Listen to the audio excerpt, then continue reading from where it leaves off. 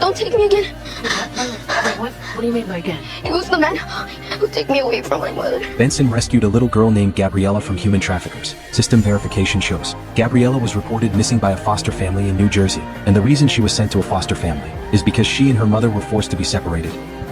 She was brought to us after she came across the border, after our government separated her from her mother. Then Benson took the foster parents to the police station for questioning. It turns out that Gabriella and her mother Maria were detained at the border, and Maria was arrested for illegal entry. Gabriella said that the staff directly pulled her out of her mother's arms. She ran away from the foster home multiple times because she missed her mother. Police found Maria's immigration lawyer, arranged a video call between the mother and daughter. Maria explained, because local gang members are after them, so she tried to smuggle herself and Gabriella into the US, but the snakehead abandoned them at the border. Maria was arrested and detained by the Immigration Bureau. Then a man took Gabriella away.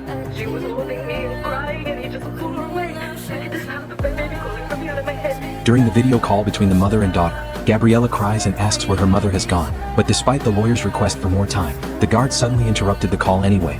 No, Mommy. Shortly after, Phelps from the Refugee Resettlement Office arrives at the police station. He's going to pick up Gabriella and send her to a placement facility like a summer camp. But when Gabriella saw him, she trembled with fear. It was the man who took me away from my mother. Phelps stated that he was simply following policy, and Benson ordered his subordinate police officers to arrest him. Is this some kind of sick joke? You're being charged with kidnapping in the second degree. For doing my job. You abducted a minor and transported her against her will to New York City. That's a Class B felony in this state. You're gonna be sorry about this, Lieutenant. Very sorry. Give him his phone call and a bologna sandwich. A few minutes later, a lawyer from the Department of Justice arrives with a federal writ of habeas corpus. She demanded the immediate release of Phelps and tells Benson to see her in court. Are you in? Let me show you what you're fighting for. In court, the prosecutor argued, Phelps forcibly takes Gabriella away, deprived her of her personal freedom. Therefore, it constitutes kidnapping. But the defense cited the Supremacy Clause of the Constitution, claims that federal immigration law preempts state-level kidnapping charges. Your Honor, what are we doing here?